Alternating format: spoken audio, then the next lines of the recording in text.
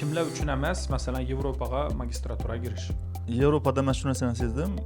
Studentlar ko'proq erkin his etadi o'zini. Balkim bu bizneslar tomonidan yoki sanoat, zavod, fabrikalar tomonidan berish kerakdir. Bular shu muammoni yechib beringlar deb, masalan, universitetga borishi kerakdir. Maqola yaxshi jurnallarda maqola chiqarish pul, katta pul deb o'ylaydi-da. Lekin aslida uni emas. Shu ko'rsatilgan har bir kamchilikni to'g'rilab chiqib, qaytadan yana topshirish kerak.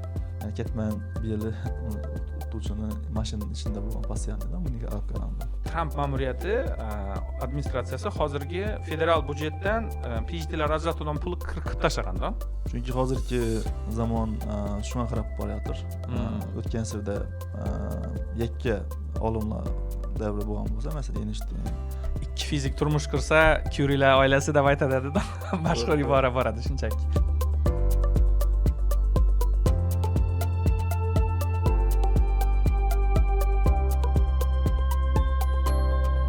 Qadrli do'stlar, sizlarga taqdim etayotganimiz ushbu Gujum podkastning birinchi sonida beriladigan savollarga albatta o'zingizning ham shaxsiy munosabatlaringizni bildiring, bu bizlar uchun qiziq.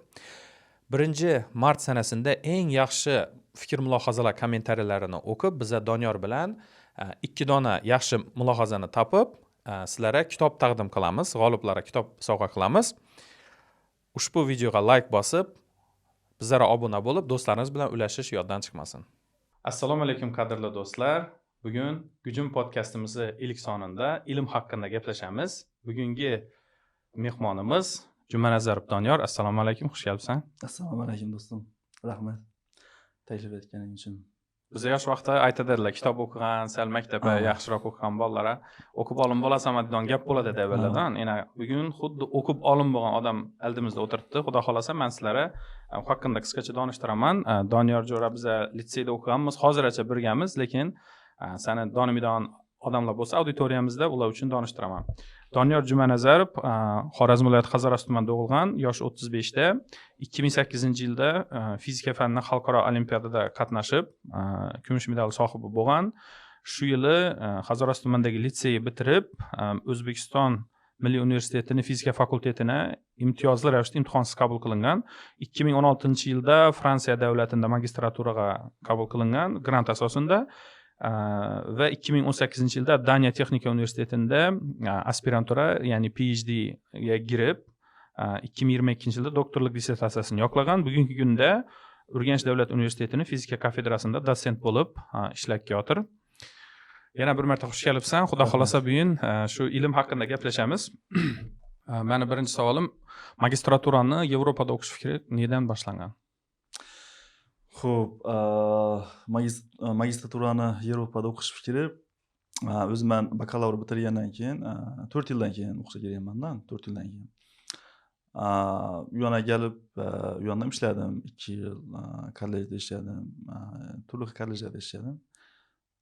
O'qishga bola tayyorladim, repetitorchilik qildim fizika fani bo'yicha. Keyin Toshkentga ketdim-da, Toshkentdan yana 1 yil ishlab turib, shu litseyda ishladim. Oddiy vaqtimda bakalavr darajasi bor edi menda. Bu litseyda ishladim, o'qituvchilik qilib, olimpiada bola tayyorladim. Shu vaqt davomida hujjat topshirib yurdim, chetga ketish fikri paydo bo'ldi to'g'risi. Shu Toshkentda endi bilmadim, lekin menda potensial bor deb o'yladim. Shuni ham amaliyot beraman deb, keyin shu bir maqsad qo'ydim-da. Shundan keyin harakat etdim. O'qishga girdim. 2 universitetga girdim shu vaqtda. Tushunarli. Yevropada magistraturani topshirib girish o'zini mashaqqati bor. Kimlar uchun emas, masalan, Yevropaga magistraturaga girish? Xo'p, birinchi navbatda til o'rganganlar uchun emas. Ikkinchi navbatda o'z ustida ishlamaydiganlar uchun emas. Ma'lum bir yutuqqa erishman bo'lsa, ajratib turadigan, ajratib turadigan yutuq bo'lmasa, qiyin masala to'g'risi deb bilaman. Qanaqadir yutuqqa erishgan bo'lish kerak o'qishimda. Agar qaysi o'qishda topshirajak bo'lsa, balki olimpiada bo'lsin, balki qanaqadir fanlarda yaxshi baho o'qigan bo'lishi kerak. Baholar yaxshi bo'lishi kerak. Agar til bilmasa, shular uchun emas. Shu asosiy 2 faktor bor deb o'ylayman va o'qishni bitirgandan keyin iloji boricha ko'p vaqt o'tkazmaslik kerak. Ko'p vaqt o'tkazib bersa, arada vaqt o'tib ketsa, keyin muammo bo'lishi mumkin-da. Men bir ko'rganimda, adashmasam 6 yil o'tmagan bo'lishi kerak edi Yevropaga topshirgan vaqtimda. 6 yil o'tgan bo'lsa, menimcha magistratura muammo bo'lishi mumkin. To'g'ri. Endi magistratura Fransiya grantga kirgansan, shundagi nechta hujjatlar, nechta dokumentlar bor va nechta xatolar aytmasligi kerak topshirayotganlar Yevropada o'qish uchun. Xo'p, asosiy endi hujjatlari til sertifikati bo'lishi kerak. Bu ham yaxshi bo'lishi kerak, iloji boricha Yevropaga. Endi ko'pchilik biladi endi minimumcha baholasini. Undan keyin baholari, bakalavrdagi baholar, o'rtacha bahosi GPA yaxshi bo'lishi kerak. Keyin sertifikatlari bo'lsa, sertifikatlarini ham qo'shib topshirsa yaxshi. Sertifikatlar qo'shimcha. Menda shunday bo'lgan. Shu narsa bilan keyin yana bir narsa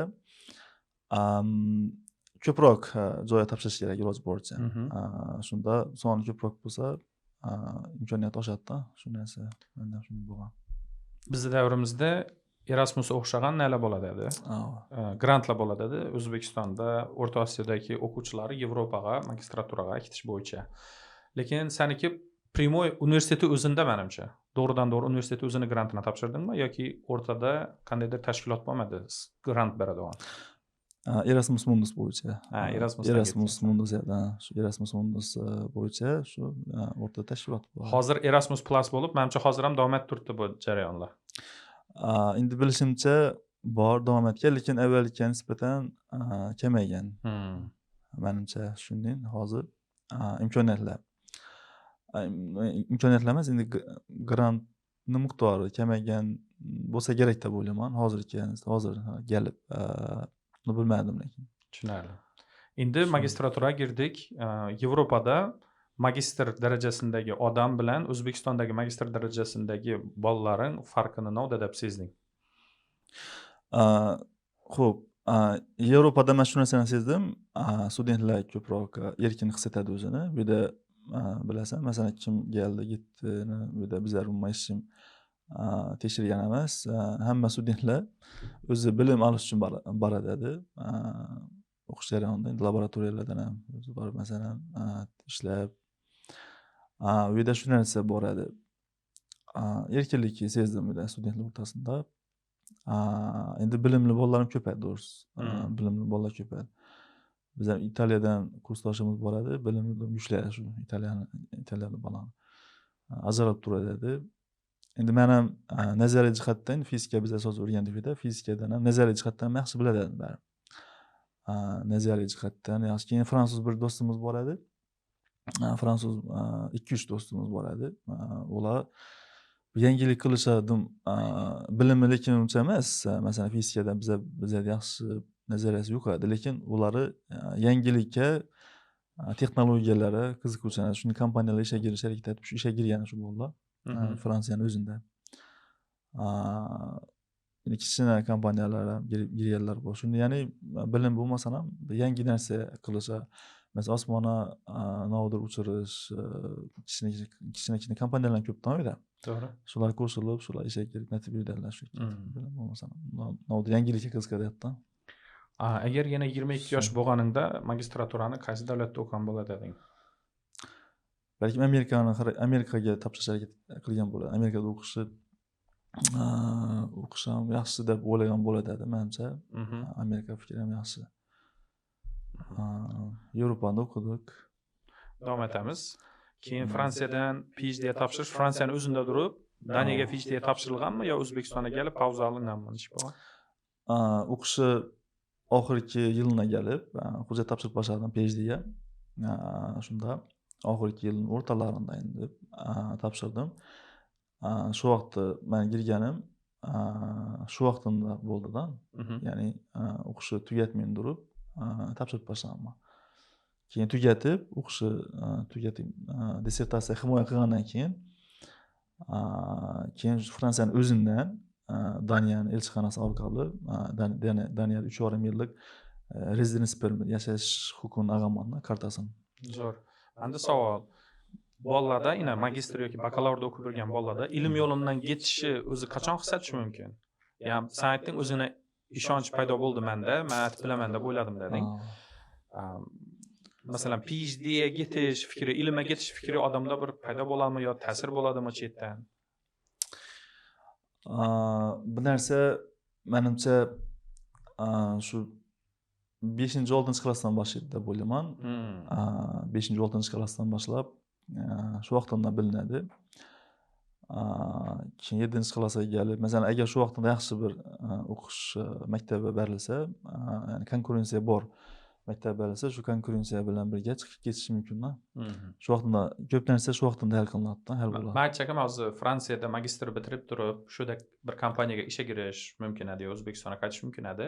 Yo'q, men dalsh PhD o'qiman degan narsa bu senda ham savol bo'lmagan bu temada. Dalsh men ilm bilan ketaman degan. Chunki endi magistr vaqtidagi shuncha bilim o'rgandik, to'g'risi, nazariy bilimlar ham.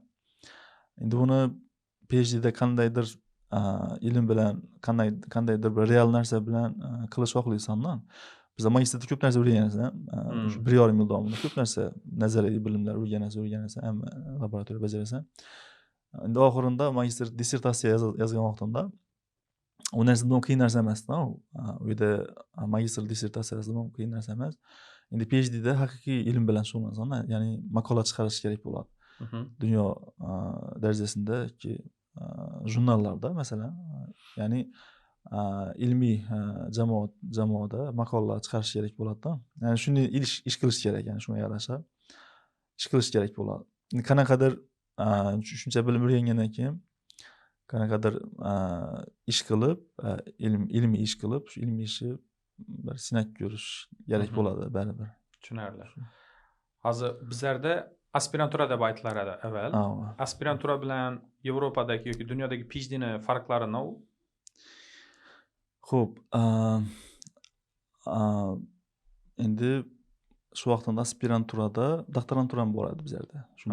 Shu doktorantura bor, aspirantura, keyin doktorantura edi. Tushundim. Endi PhDda chetda ko'p holatda ilmiy daraja berish bosqichi, bundan keyingi bosqich yo'q, ko'p davlatlarda. Endi shunisi bilan farq qiladi PhDda. Yillarni necha, masalan, PhD yil, bizda aspirantura necha yil bo'lgan avval?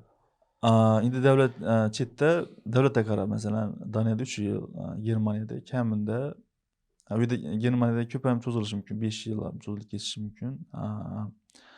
Endi davlatga qarab o'zgaradi-da.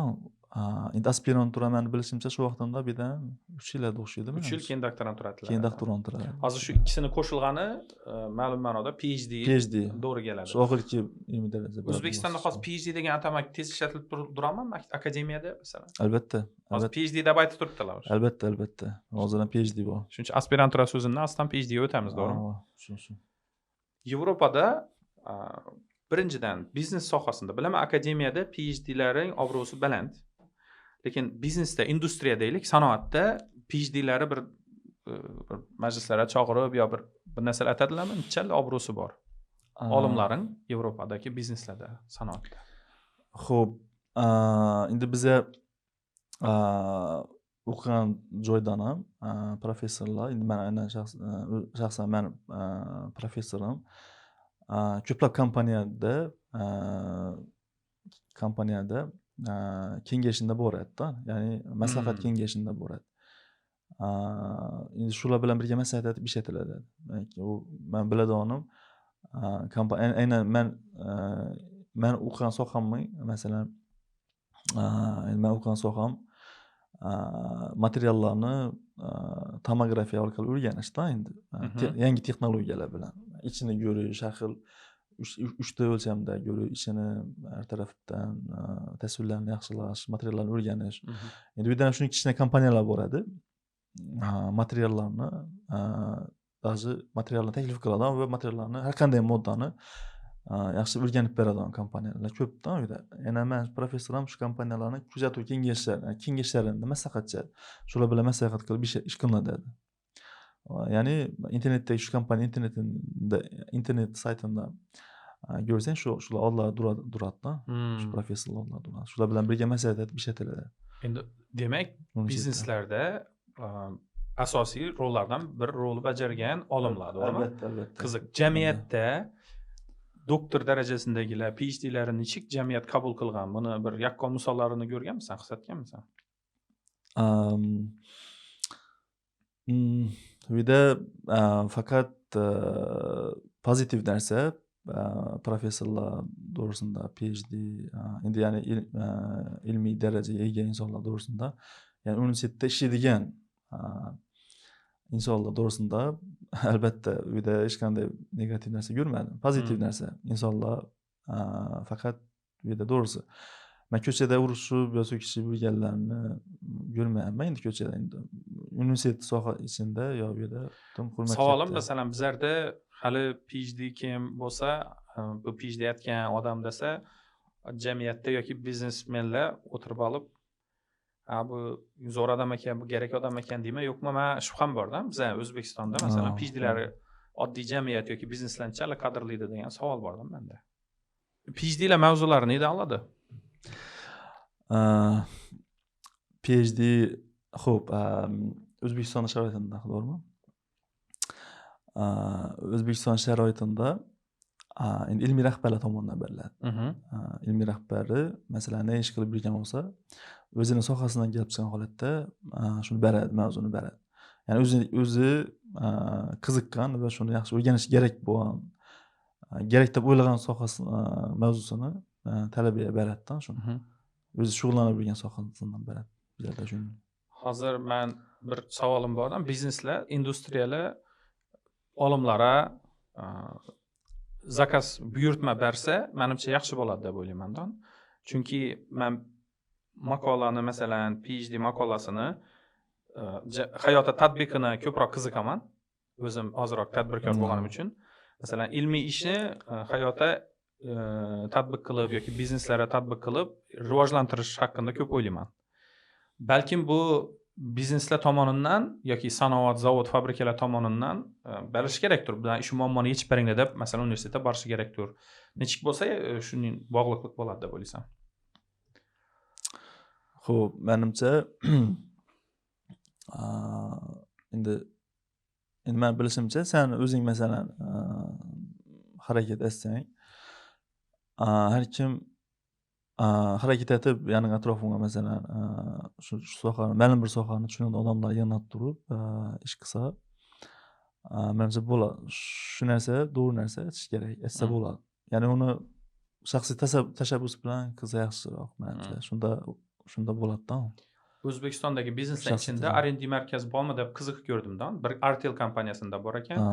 Keyin Uzumda bor hozirda. Ular ham endi programmistlar bilan chatib shu e-commerce bo'yicha ishlaydilar.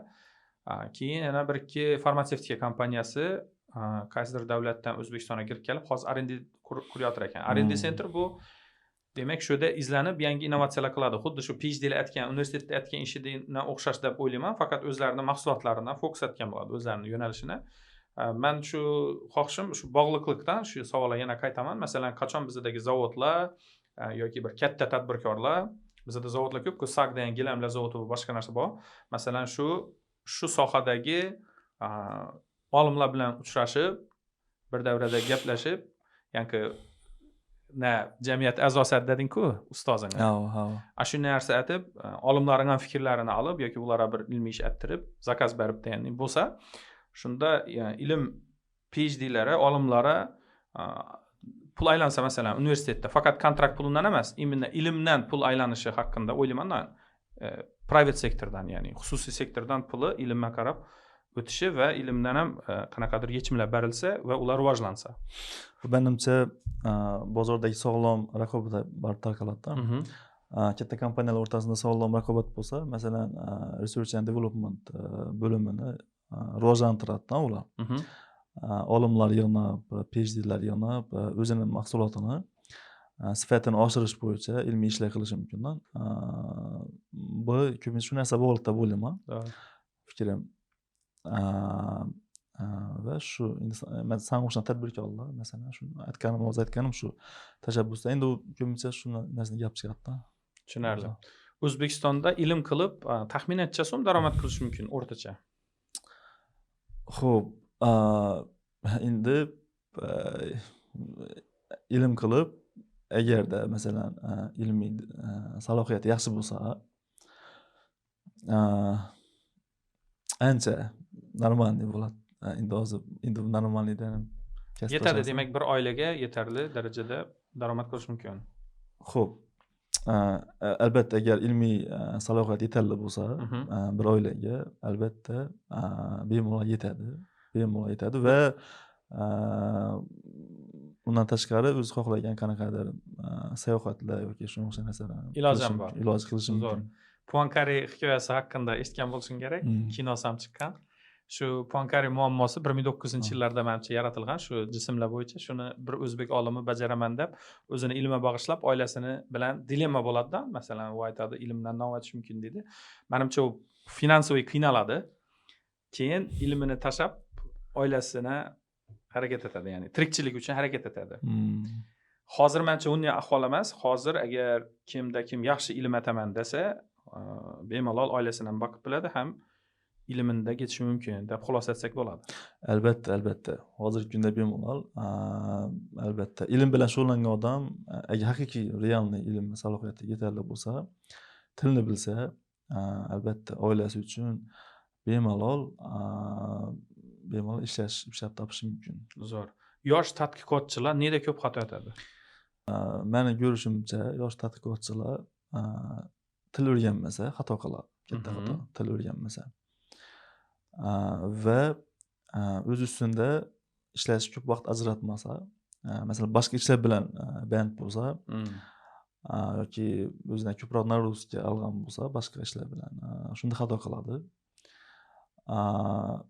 Iloji boricha shu narsalarga e'tibor bersa yaxshi bo'ladi, xatosi ham bo'ladi. Bizlarda yana bu empirical test deydi-ku, masalan borib yo so'rovnoma aytish kerak, yo datani, ma'lumotni topib, shuni isbotlash kerak-ku. Shu narsa iloji bormi O'zbekistonda? Kimdir nodir ilm atchak bo'lsa, shu ma'lumotni yig'ib olish imkoniyati bormi hozir? Xo'p, datani qaysi kompaniyalardan yoki kompaniyadan, jamiyatdan survey orqalimi? Misol uchun, haqiqatdan, ya'ni bo'lib turgan vaziyati bilish uchun statistikani o'zi yig'ib olib, meni fikrimcha, keyin yani o'zini teoriyasini qo'yib, yana shunning natijalar chiqdi deb aytish kerak deb o'ylayman. Balkim xato bo'lsa, o'zing to'g'rilab ketarsan. Bizda ma'lumot yig'ish hozir yaxshiroqmi, avval qiyin bo'lgan deb o'ylayman. Xo'p, hozir bu narsa bo'yicha sizlar yana bu sizlarni magistrlar yoki nima bilan bog'lanadi-ku? Diagnostika markazlari bilan, bu yerdagi diagnostika markazlaridan haqiqiy real ma'lumot olib, shuni ustida ishlatsalar kerak. Albatta, ular o'zi ham aytadi. Endi hozirgi kunda endi men sohamdan kelib chiqib aytadigan bo'lsa, tajriba ma'lumotlarni olish avvalgiga qaraganda oson, ancha oson. O'zimizdagi tashkilotlardan ham masalan olish mumkin borib. Men o'zim shaxsan guvoh bo'lganman, bemalol kelib, biz talabalarni o'zimiz Urganchdagi onkologiya bo'limiga yuboramiz. Tajriba ma'lumotlar, vidaki real ma'lumotlarni olishsa, ular qarshi emas. Va ular bilan birgalikda shu ilmiy ish qilish, ilmiy ish qanaqadir ilmiy natijani ega olib o'rganib, ya'ni ma'lumotlarni qayta ishlashi ular qarshilik qilmaydi. O'zlari ham aytgan shu narsani. Zo'r. Ular bilan birgalikda. Va undan tashqari, masalan, universitet o'zi shu tadqiqotchi agar chetga borib, shaxsan borib olib kelaman desam, hattoki bir oy vaqt sarflayman, qancha vaqt sarflasam ham shuni borish kelishlarini qoplab beradi. Yangi onkologiya mavzusida, yana meditsina bilan sizlar bog'landingizlar-ku. Nima uchun? Chunki talabalar, magistrlar borib haqiqiy real datani olib, nodir o'rganish uchun. Endi menda savol, shu magistrlar yoki sizlar aytgan ilmiy ishi borib ularga foydasi tegadimi? Xo'p, birinchidan agar ular bilan ishlasak, ularning o'zi ham shu ilmiy ishga, ilmiy ish doirasiga kirgan bo'ladi va ularning o'zlarining shaxsiy profillari uchun ham foyda bo'ladi bu narsa. Ya'ni masalan men onkologiyada aytaylik, uslovna deydi-ku. Shartli ravishda shuda men doktor bo'lsam, men nechtir unvonim bor, yo men PhDman yoki masalan qaysidir unvonim bor. Agar men sizlar bilan hamkorlik qilsam universitet bilan, meni o'zim ham navdir aytgan bo'laman. Albatta, shaxsiy profilining foydasi bo'ladi. Va bu narsa hozirgi kunda men tushunishimcha, hozirgi kunda ko'plab shu tashkilotlarda, ya'ni shifoxonalarda bu narsa talaba metil boshlangan hozirgi kunda. Ya'ni ilmiy ya'ni uydan ham ilmiy darajali insonlar va qanaqadir ilmiy ishlarni qilish to'g'risida so'rov ham boshlangan hozirgi kunda. Va ular o'zi shuning uchun ham aytganim, shaxsiy profillari uchun foydasi ham shunda. Shu narsa. Mendan ham so'rovlar borda, shu narsani birga qilaylik shuni deb. So'rovlar bor shu narsa. Bu faqat zo'r. Endi menimcha sen har yili top jurnallarda maqola chiqarasan. Qaysi jurnallar ular? Xo'p, endi ko'pisi asosan Yevropadagi Elsevier jurnallari to'plami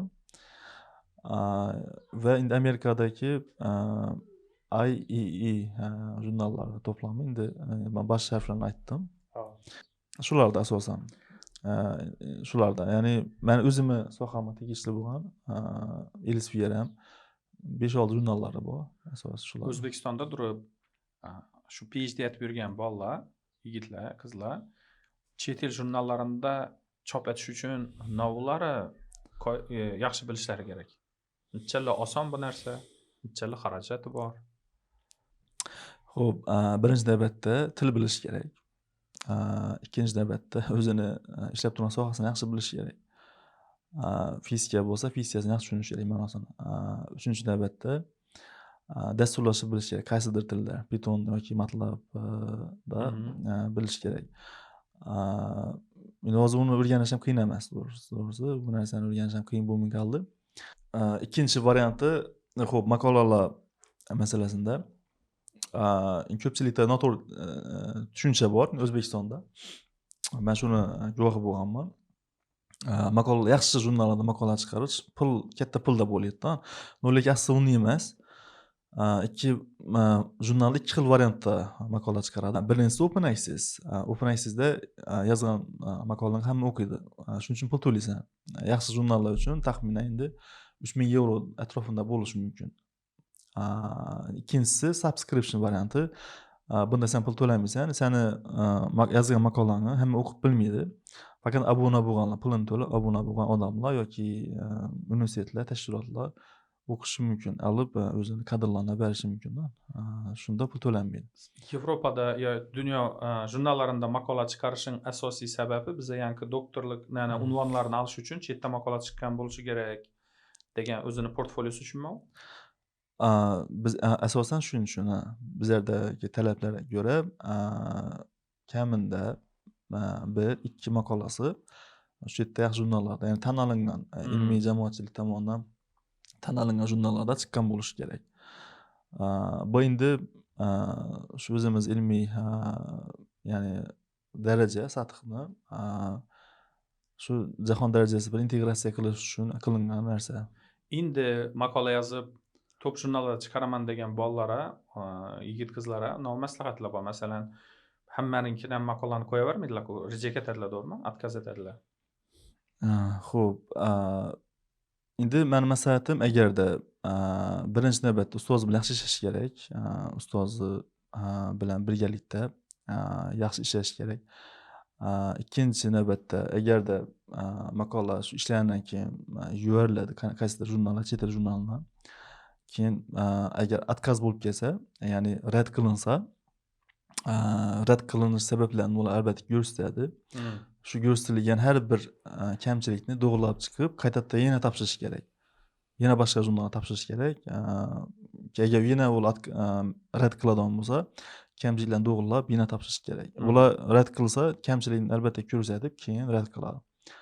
Shunday rad qilmaydi, kamchilikni ko'rsatadi. Va har bir topshirganda kamchiliklarni to'g'rilab borsa, sifat ham yaxshilanib boradi. Yana bir varianti, chetdagi professorlar bo'lsa, shularni uyat ko'rish kerak, donishlar. Ya'ni ilmiy ustoz, ya'ni ilmiy rahbari bilan birga ishlaydigan chetda, ya'ni ilmiy rahbari bilan kollaboratsiya qiladigan ular bilan birga shu sohani tushunadiganlar tahriz review qilinsa, Mhm. ularning kamchiligini ko'rsatib beradi. Shuni to'g'rilash kerak-da, yana topshirish kerak bo'ladi. Tushunarli. Sani fikringcha idealniy universitet jamoasi nechta bo'lishi kerak? Jamoa ideal universitet jamoasi albatta universitetdagi jamoa masalan boshqa jamoalardan maktabga farq qiladi. Mhm. Universitetdagi jamoa ko'pincha bir-biriga hurmatni ko'rsatishi yaxshiroq bo'ladi, ancha yaxshi bo'ladi. Va shu jihatdan bir-birini qo'llab-quvvatlash, bir-birini hurmat, bir-birini o'rganish. Struktura jihatdan-da. Shu Masalan, kim jamoa akademiklar jihatdan. bo'lishi kerakmi? Chadona, keyin Chadona PhD bilmadim. Shular bo'yicha. Endi universitet sohasida ilmiy daraja salohiyatdan tushuncha bor. Ilmiy salohiyatdan tushuncha bor. Ko'p joylarda 50-60% yuqori bo'ladi. Ana shu 50-60%dan, ya'ni umumiy kadrlarni 50-60%dan yuqori bo'lsa, ilmiy darajaga ega bo'lsa, ilmiy salohiyati yaxshi bo'ladi. Tushunarli. Ilmiy salohiyat yaxshi bo'ladi shunda. Yani ilmiy salohiyati ancha yaxshi bo'lsa, menimcha yaxshi bo'ladi, universitet uchun ham yaxshi bo'ladi. Xo'p, akademik erkinlik hozir ancha yildan yil yaxshilanib boryapti deb o'ylayman o'zim. Mhm. Chunki endi men bu yerda masalan 15 yil oldi ishlayapman universitet sohasida. Mm. Endi hozir shu vaqtda ham ishlagan odamlar bilan gaplashsang, o'zi aytadi. Hozir o'zgarish ancha farq katta. U vaqtga nisbatan hozir ancha farq katta. Chunki u vaqtda dars paxta ham chiqqanlar bilasan. Mm. Studentlari ko'cha tozalashni olib chiqqanlar, o'qituvchilar o'zi ham chiqqan. Universitetda yili bo'lib berilgan kerak bo'lsa, har bir o'qituvchilar biriktirilgan, shularga qarab yursa, ketman bilan. Ya'ni ketman bir yili o'qituvchini mashina ichida bo'lgan postoyannidan bunga qarab qaraman. O'zini ishlatish kerak demak. Shuni o'zi katta narsa. Shu so'zlar bilan gaplashsang, o'zi hozirgi kundagi o'zgarishni o'zlari aytadilar. Shaxsan men yana avvalgi temaga qaytaveraman. Menda agar qanchalik imkoniyat bo'lganda, men industriya vakillari bilan bir amallab uchrashib, olimlari o'rtasini isloh qilishga harakat etgan bo'lar edim. Qanaqadir men agar davlatdan fond ajratib bo'lsam ham, birinchi biznesdagi katta muammoni topib, shunga ilmiy maqola aytib, prosta berib, ular manfaatini ko'rgandan keyin industriya, ya'ni o'sha bizneslar sekin-sekin olimlarga ish berishni boshlashini bir yo'lga qo'yib bergan bo'lar edim shaxsan men. Albatta. Shundan birisi shu. Qadamdan birisi bo'lsa kerak. Chunki to'g'ri. Davlat budjet ajratadi-da PhD'larga katta miqdorda va maqolalar yoziladi. Shu narsani agar nadan tortsak, xususiy sektordan tortib bilsak, ko'p mablag'lari xususiy sektordan tortsak, davlat balkim yukina yengillik bo'lar edi yoki PhD'lar soni ko'payishi mumkin. Shuncha aytib turman. To'g'ri. Xo'p, keyingi savol. Sun'iy intellektning ilm atishdagi rollari nechik va kelajagi nechik o'ylaysan? Kelajakda nechik bo'ladi deb o'ylaysan? Xo'p, sun'iy intellektni ilmiy ish qilishdagi roli. Xo'p, sun'iy intellektdan menimcha yordamchi sifatida foydalansa bo'ladi. Yordamchi, lekin unga to'liq faqat yordamchilik bo'lishi mumkin. Boshqa to'g'risi hozirgi kunda, hozirgi vaqtda yordamchi, ilmiy ish qilishda yordamchi bo'lishi mumkin. Undan ortig'ini qilib bo'lmaydi. Chunki ko'p narsalar xato narsalar berib qo'yadi. Endi fizikadan gap chiqsa, masalan, realniy datalar bo'lsa, masalan, shuni obrobotka qilishda, masalan, qanaqadir jarayonlar, etap jarayoni bo'ladi-da, shu ma'lumot olding, ma'lumotdan keyin bu ish qilasan, kelib bosqichlari bor. Shu har bir bosqichida, masalan, maslahat so'rashi mumkin. Lekin oxirgi natijani masalan, tekshirish kerak bo'ladi. Tekshirish kerak bo'ladi. U narsa xatomi yo'qmi? Lekin u oxirgi natijani boshdan to, masalan, bosqich eng oxirgi natijani olib berib bo'lmaydi-da. Qara, Sam Altman, OpenAI'ni hozirgi rahbari, keyin Microsoftdagi sun'iy intellekt bo'yicha rahbar odamlar bor. Shular aytib turibdi, keyingi yaqin kelajakda 2 dona asosiy sun'iy intellekt bilan bog'liq tasavvurlar bor, kutuvlar bor. Birinchisi bu shu rakni davolashga o'xshagan yoki yangi materiallar ishlab chiqarish o'xshagan ilmda eng katta kashfiyotlar endi boshlanadi sun'iy intellekt o'rtaga chiqqanda degan fikr bor. Ikkinchisi ko'p ish o'rnini olib qo'yishi bor. Menda shu birinchi savolim, masalan, rakni davolash uchun yoki seni o'zingning sohangda yangi bir breakthrough deymiz ingliz tilida, o'zbek tilida katta kashfiyot etish uchun sun'iy intellekt balkim katta yordam berar. Meni bilishimcha to'g'ri. G'oyalarni olsa, fikrlar, yangiliklarni qilsa, yaxshi g'oyalar, fikrlar beradi. Lekin gallyutsinatsiya qilish ham mumkin. Shu narsasi ham bor. Endi bu masalan tajriba natijalarini olgandan keyin shuni yaxshi sifatli tarzda qayta ishlashga yordam beradi. Menimcha shu. Tushunarli. Xo'p, endi O'zbekistondagi PhD'lar bo'yicha bir men ozgina izlanishayotganimda 5300 dona kvota bor ekan bu 2026-yilda. Bu menimcha yaxshi yangilik. Toza PhD'lar masalan himoyalar bo'ladi, xudo xolasa. Va ayol izlanuvchilar uchun ham 32,000 izlanuvchi bor bo'lsa, shularning 6500 dona ayol izlanuvchilari, ayol kishilari mablag' ajratiladi ekanda. O'zbekistonda menimcha ilm bo'yicha ancha nima bo'lib turibdi, o'sish bo'lib turibdi. Menimcha quvonarli holat. Endi menda bir qiziq savol, shaxsiy savoldan. Men bilaman, seni ayoling PhD doktorskiga yoqladi. Bu unikalniy, chunki biz litseyda o'qigan vaqtimizda ustozlar aytadi, fizikachi ustozlar aytadi. Ikki fizik turmush qursa, Cury'lar oilasi deb aytadi. Mashhur ibora bor edi shunchaki. Sizlar ikki fizik turmush qurgansizlar va ayoling PhD yoqladi. Menda bir qiziq savol bor. Ayoli PhD yoqlash uchun erkak nechik bo'lishi kerak yoki oila nechik bo'lishi kerak O'zbekistonda? Ancha qiziq savol bo'ldi va ancha murakkab savol. Bu narsani birinchidan ansatamas, to'g'risi. Endi ayol kishini birinchi navbatda o'ziga bog'liq bo'ladi, o'zina bog'liq, o'zida potensial va saviya bo'lmasa, qiyin masala. O'ziga bog'liq. Ikkinchi navbatda endi albatta oilaviy qo'llab-quvvatlash ham bog'liq. Iloji boricha men harakat qildim. Shu qo'llab-quvvatlasa, bo'sh vaqt ajratishini yordam berish, o'zina bo'sh vaqtga ega bo'lishini yordam berish masalasi. To'g'ri. Va shu bo'sh vaqtimda tinch, o'zim ustida tinch ishlash masalasi bor. Shu asosiy ikkita masala jihatdan yordam etish kerak. O'zina bo'sh vaqt ajratish va shu bo'sh vaqtda tinch ishlash masalasi. Ya'ni ko'ngli xotirjam bo'lishi kerak. Bu 3-5 yil davom etadigan ilmiy ishdan PhD 3-5 yil ichida shuncha vaqt ayol kishida imkoniyat bo'lishi menimcha zo'r holat agar imkoniyat berilsa. Va yana bir narsa bor. Endi bu uyda masalani. Endi masalan ba'zi vaqtda uyda yashash ham to'g'ri keladi. Uydan ham imkoniyat yaratib berish kerak. Masalan, texnik jihatdan imkoniyatlar yaratib berish kerak bo'ladi. Yaxshi Wi-Fi, shunga o'xshagan narsalar. Shu deb bilaman. Zo'r. O'zbekistondagi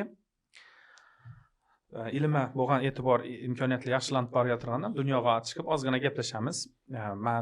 Meni bilishimcha avvallari Amerika shu 7-8 yillar, hatto 10 yillar oldin Amerika birinchi o'rinda bo'lgan ilmiy maqolalar yozilishi bo'yicha, PhD va magistraturalar soni bo'yicha PhDlar taxminan 70,000 dona PhD yaratilgandan, ilmiy ishlar yaratilgan, PhDlar chiqqan har yilisi. Keyin vaqt o'tishi bilan Xitoy kub o'tdi va hozir o'tgan yili sarhisobına ko'ra taxminan 90,000 dona PhD chiqdi Xitoydan, lekin 60,000 ga tushdi Amerikada. Tendensiya o'zgarayotir hozir. Ilm etish bo'yicha Xitoy birinchi o'ringa chiqdi, 3-o'rinda Hindiston. Endi qara, Trump ma'muriyati administratsiyasi hozirgi federal budjetdan PhDlar ajratilgan pulni qirqib tashlaganda. Lekin aytib turibdi, biz Xitoy bilan raqobat etishimiz kerak deb turibdi, lekin ilm etishga yo'l qo'ymaydi turibdi. Bu sal contradicted, o'zini o'zi qarshi chiqishga o'xshagan narsa. Shunga munosabatingchi? Xo'p, bu narsaga munosabatim qaysi prizmadan qarashga bog'liq. Endi men hozirgi o'zim turgan prizmadan qarasam, to'g'risi menga uncha farqi bo'lmasligi mumkin-da endi. Mhm. Uncha farq bo'lmasligi mumkin. No, lekin baribir keyincha o'zgarishi mumkin. Hozirgi holat keyin o'zgarishi mumkin yana. Lekin shu narsa haqiqatdan Xitoyda hozir ilmiy ish qilish bizlar uchun ham, O'zbekistonlar uchun ham ancha imkoniyatlar ochilgan. Va ko'p olimlar shu xitoylik hamkorlar bilan kollaboratsiya qilish ko'paygan hozir. Hozir sezilib turibdi shu narsa. Hozir shu narsa seziladi. Shu tendensiya kuchayib boryapti-da. Va Xitoyga borib o'qish, postdoklarda o'qish masalan, PhD'da o'qish imkoniyati ham avvalgiga nisbatan ancha oshgan hozir. Ilmiy doirada.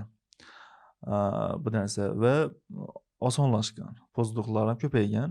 Masalan, o'zim shaxsan bilaman. Ancha ko'p PhD ham ancha ko'p imkoniyatlashgan. Balkim shu sababli bo'lishi mumkin va bu narsa Xitoy rivojlanishini menimcha yordam bersa kerak. Shuning uchun qilib turgan. Agar Xitoy tilini bilmasdan turib, ingliz tilini o'zida bor hozir magistr, bakalavr bolalar Xitoyga borib PhD etishdan muammo bo'lmaydimi? Ingliz tilini bilmasa, ingliz tilini biladi, Xitoy tilini bilmaydi. Ingliz tilini biladi, Xitoy tilini bilmasa, yo'q, muammo bo'lmaydi. Muammo bo'lmaydi. Yo'q, umuman muammo yo'q. Hozir men bir ozgina anovateyn, yangi tema bo'yicha, Amerikada bo'lib turgan vaziyat bo'yicha, birinchidan ular yangi budjetlarni qisqartirish bo'yicha ishlar olib borib turibdilar. Ikkinchidan o'zini hozirgi prezidentini, Trampni istoriyasini, tarixini qaraydigan bo'lsang, tranzaksion bizneslar egasidan real estate deymiz, ya'ni uy savdosi bilan yoki golflar yoki hotellar bilan shug'ullangan, ya'ni u yerga pul tiksa birinchi kvartalda yoki birinchi yilda уже qaytadi. Tikilgan pul qaytadi.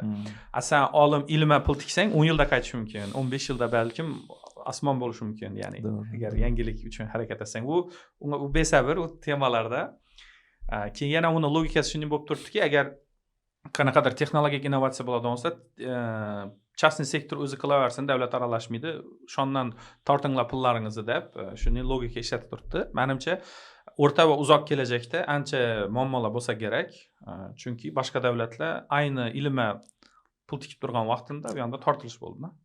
Ya'ni davlat darajasida ilmga qo'llovdan baribir qo'llov bo'lishi kerak deb o'ylaysan-da? Xuddi shunday. Menimcha to'g'ri narsa shu. Masalan, PhD sohasida. Yevropani surishtirganimda, Yevropada yaxshi, hozir vaziyat yomon emas ekan, yaxshilangan, lekin bir ikki Iroq eshitganimda PhDlar sal Xitoyga bera chiqib turibdilar degan gap eshitmadim, lekin qidirib internetdan izlanib ko'rsam, hozir ham Yevropada yaxshi nalar bo'lib turibdi ekan, ya'ni grantlar ajratish, jalb qilish yaxshi bo'lib turibdi ekan. Ba'zi bir davlatlar Estoniya yoki Polshaga o'xshagan PhDlar soni qanaqadir 3-5% tashkil etadigan darajaga yetib olgan. Bu degani ilmli olim odamlar Yevropada ko'p. Ya'ni men boshida aytganimdek, obro'sini ichkilaring deganim. Chunki chala ko'p olim, ilmli insonlar ko'p bo'lsa, menimcha davlat rivojlanishi yaxshi bo'ladi deb o'ylayman. To'g'ri. Shular soni ko'paysa. Kritikal massasi deymiz. To'g'ri.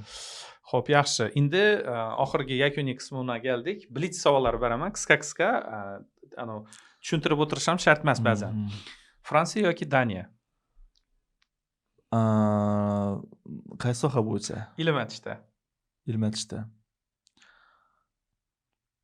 Qiyin savol. Ikkisammi? Ikkisam. Yaxshi. Ikkisam, o'zini ikkisam ustunlik taraflari bor. Professor bo'lish qiyinmi, ota bo'lish qiyinmi?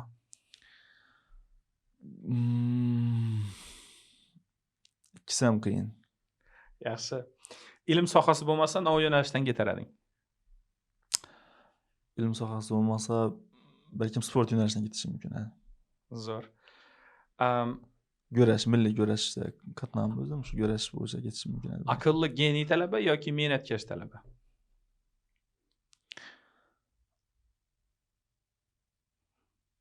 Ikkisam. Ya'ni ham navda bo'lish kerak, qobiliyati ham mehnat etish kerak. Ikkisi bo'lsa yaxshi bo'ladi. Ikkisam bo'lish kerak. Tushunarli. Maqola yozish, yolg'iz yozgan yaxshimi yoki avtor bilan, boshqa avtor bilan qo'shilib yozgan yaxshimi? Qo'shilib yozgan yaxshi. Sabab? Collaboration. Chunki hozirgi zamon shunga qarab borayotir. O'tgan asrda yakka olimlar davri bo'lgan bo'lsa, masalan, Einstein, shunga yakka olimlar ishlagan. Hozirgi kunda bu narsa tendensiya shu collaborationga qarab o'zgarib borayotir. Birgalikda ishlash. Boshqa davlatlardan topib kollaboratsiyasi yaxshi? Shu. Yevropada qolish ilm etish uchun yoki O'zbekistonga qaytish? O'zbekistonga qaytish. Zo'r. Kofe yoki choy? Choy. Har bir talaba bilishi kerak bo'lgan kitob bormi? O'qishi kerak bo'lgan kitob. Xo'p, har bir talaba o'qishi kerak bo'lgan kitob endi bir sohasini qaraydi-da. Sohasina bog'liq. Sohasina bog'liq bo'ladi. Bo'lmasa, yakuniy xulosalar o'laroq, Nodir fikring bo'lsa, yosh ixtirochilara dilaklarning, fikrlaring bo'lsa aytasan. Xo'p, til o'rganish va o'zini mutaxassisligini yaxshi o'rganish va keyin jamoa bilan ishlashni o'rganish, jamoa bilan ahillikda ishlashi, har qanday holatda ham ishlashni o'rganish va oilaga, ota-onaga e'tibor qilish, ayollarni, oilasini, bolalarni e'tibor qilish, yosh oilalar bo'lsa, shu menimcha hammasi yaxshi bo'ladi. Arianni o'zing bilasan. Sport bilan shug'ullanish, qo'shimcha boshqa narsalar hammasi yaxshi bo'ladi shunda deb o'ylayman. Doniyor, katta rahmat bugungi suhbat uchun. Umid etamizki, bu suhbatimizdan studentlar, olimlar yoki ularning ota-onalari bir manfaat ko'radi. Hammangizga e'tiboringiz uchun rahmat. Rahmat katta. Rahmat, sog' bo'linglar.